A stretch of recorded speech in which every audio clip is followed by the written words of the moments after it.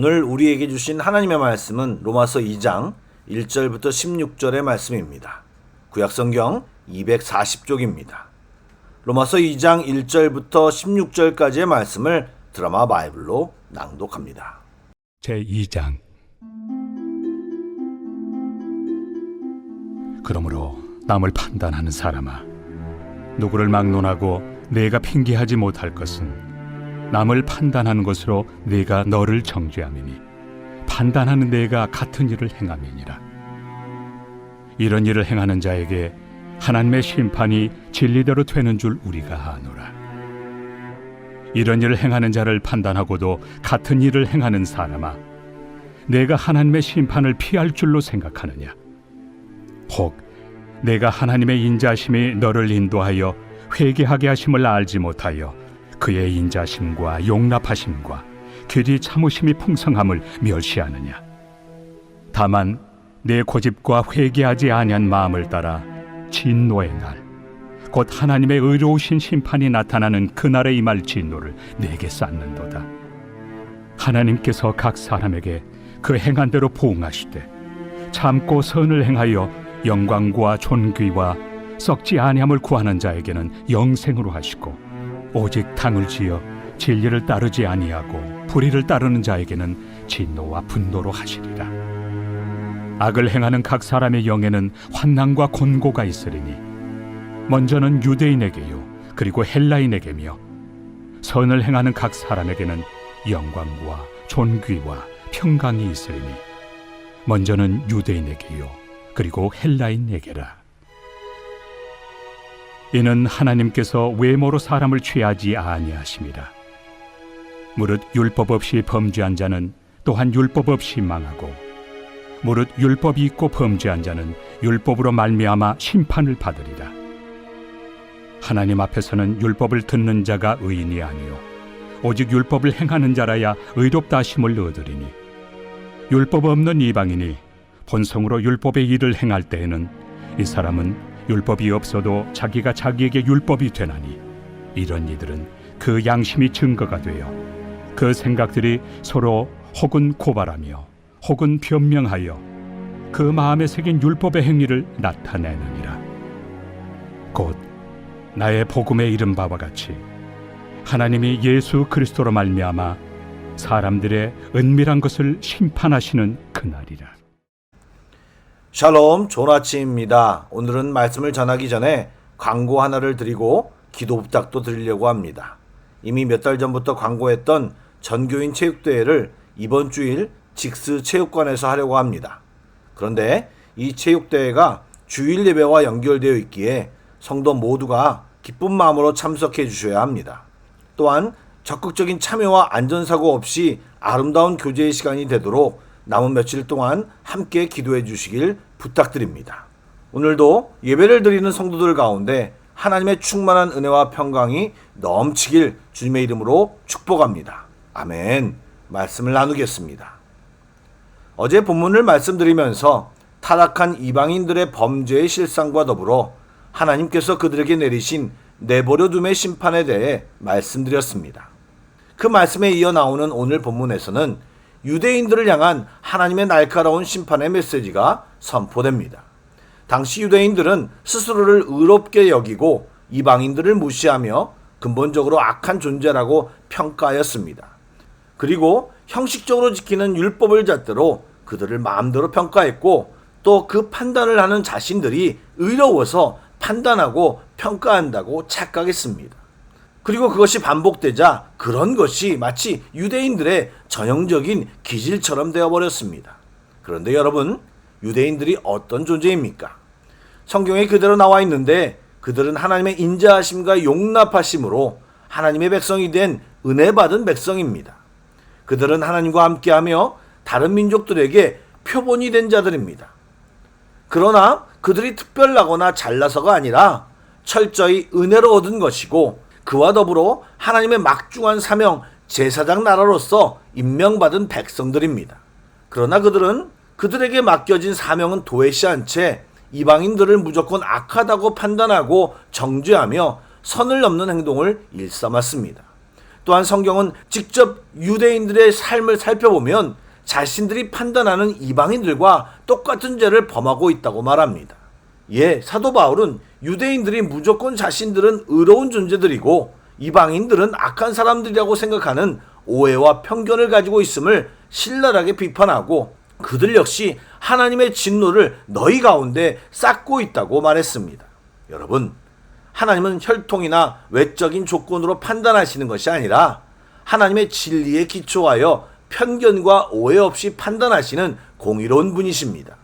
우리가 교회에 다닌다고 그리스도인이라고 칭한다고 모두 구원받은 것이 아니라 그리스도의 보혈에 죄 씻음 받고 예수님을 제대로 믿고 영접하는 사람들이야말로 진정한 구원을 받고 누리는 사람들인 것입니다. 우리 그리스도인들 역시 온전히 하나님의 은혜로 구원받은 자이기에 유대인들과 같은 우를 범해서는 안 될 것입니다. 그러나 안타깝게도 조금만 교회 생활이나 신앙생활을 하게 되면 그것이 벼슬이 되어 자연스럽게 우월의식이나 남을 판단하려는 자리에 앉으려는 우리의 모습을 발견하게 됩니다. 여러분, 항상 하나님 앞에서 겸손하게 자기를 돌아볼 줄 아는 사람이 되어야 합니다. 우리도 모르는 사이에 유대인과 같이 되지 말고 오늘도 하나님의 용납하심과 오래 참으심에 감사하며 그분의 마음과 말씀을 붙잡고 그대로 살아가도록 애쓰며 성령님의 도움을 구해야 합니다. 5절 말씀을 보시면 사도 바울이 유대인들의 고집과 회개하지 않는 마음을 지적하는데 우리도 신앙생활을 하며 내 안에 가지는 고집과 완고함, 굳은 마음을 경계하고 항상 말씀에 따라 변화하려는 유연한 자세와 받아들이려고 하는 자세, 그리고 하나님이 지적하실 때 언제나 회개하려는 마음을 가지고 살아야 합니다. 아멘.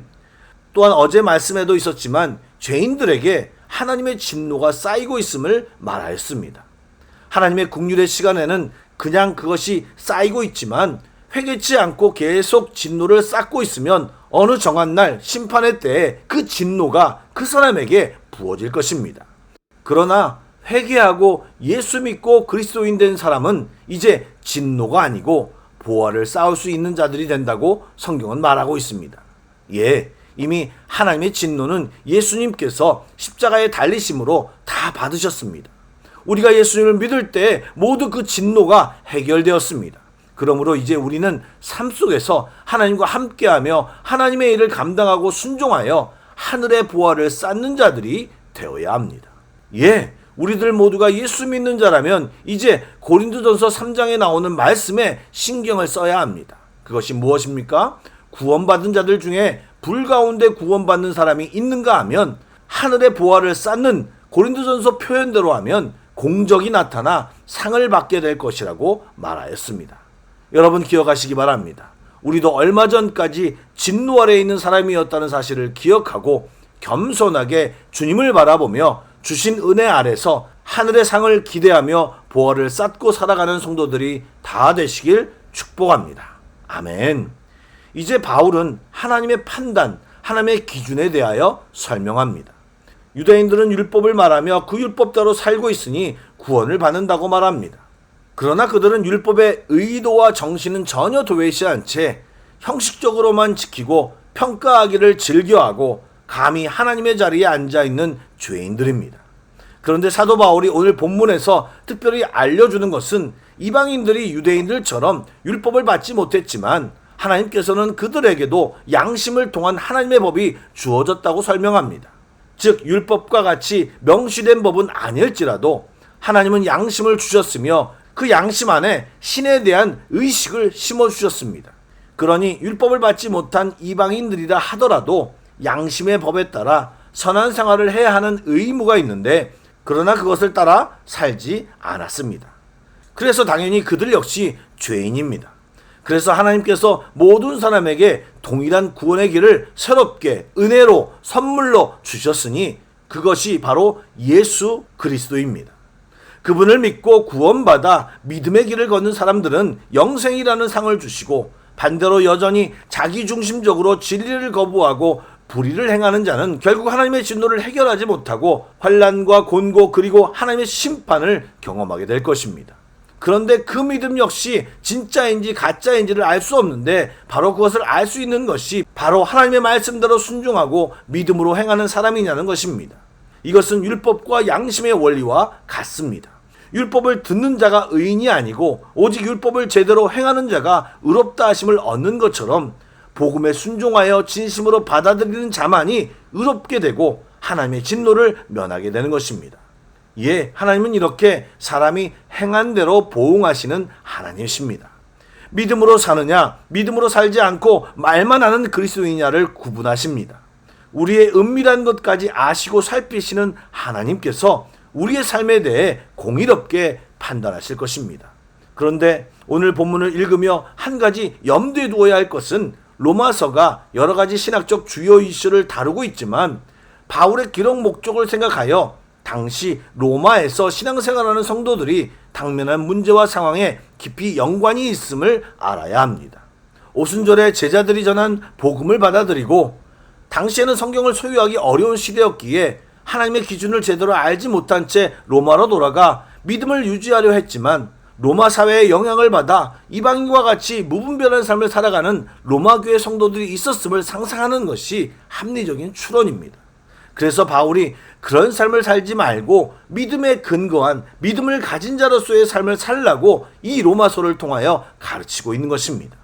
사랑하는 여러분, 은혜로 구원받아 그리스도인됨을 기억하고 함부로 하나님만이 앉는 자리에 앉아 남을 판단하고 정죄하지 않고 겸손히 믿음으로 사는 삶에 집중해야 합니다. 하나님이 살아 우리를 지켜보고 계시고 우리의 행위대로 보응하시는 하나님임을 기억하며 이 땅의 삶을 살아내는 우리 모두가 되기를 축복합니다. 아멘. 기도하겠습니다. 사랑의 주님, 입으로만 떠들고 남을 판단하고 정죄하는 유대인들의 모습이 우리 안에서 발견되지 않기를 간절히 소망합니다. 또한 무지 속에 죄를 먹고 마시는 이방인처럼 살지 않기를 간절히 원합니다. 우리를 구원하시는 주님을 기억하고 썩지 아니할 것을 구하는 삶, 하늘의 보화를 쌓으며 사는 믿음의 삶을 사는 우리 모두가 되게 하여 주시옵소서. 아무리 작더라도 믿음이 있음을 보여주며 살게 하여 주옵소서. 예수님의 이름으로 기도드립니다. 아멘. 계속해서 찬양 한 곡을 묵상하시고 합심기도와 개인기도로 나아가겠습니다.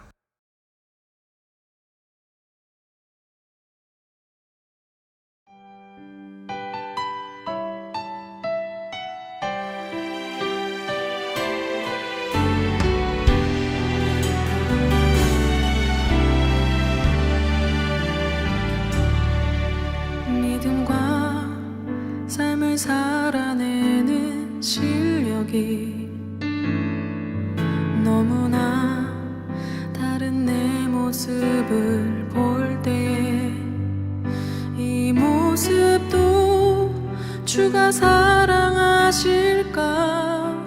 자신 없는 내 모습 그저 주님 앞에 있네. 나 같은 자도 사랑하여 주시고 한 번도 나를 떠나지 않으셨네.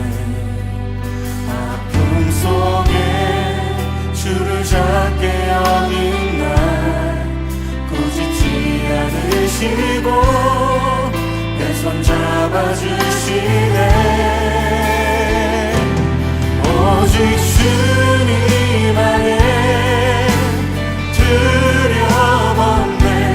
고난을 통해 날 만드심을 믿네. 주님만이 내 모든 것 되시네. 주의 강한 손 날 붙드시네. 오직 주님 안에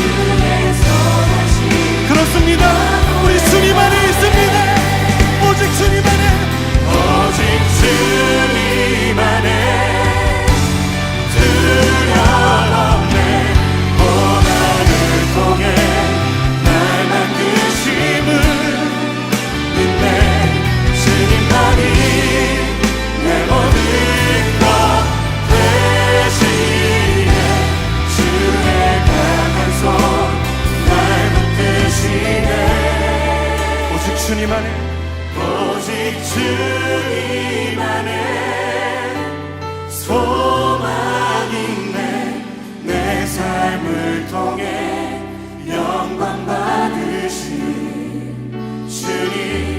주님만이 내 모든 것 대신에 주의 선하심 나 노래하네. 주의 선하심 나 노래하네. 주의 선하심 나 노래하네.